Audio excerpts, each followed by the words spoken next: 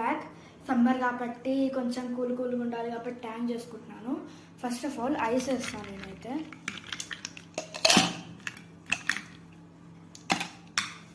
ఇప్పుడు సబ్జా గింజలు, chia seeds ఒక 2 స్పూన్స్ or 3 స్పూన్స్, నేను 3 స్పూన్స్ వేస్తున్నాను.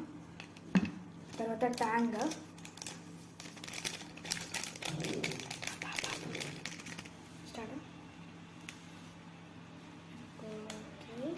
ఇప్పుడు వాటర్, కొంచెం వాటర్ వేసుకున్నాము, ఇప్పుడే ఎక్కువద్దు. ఇప్పుడు షుగర్ వేద్దాం అండ్ ఓకే. ఇప్పుడు వాటర్ మొత్తం వేద్దాం.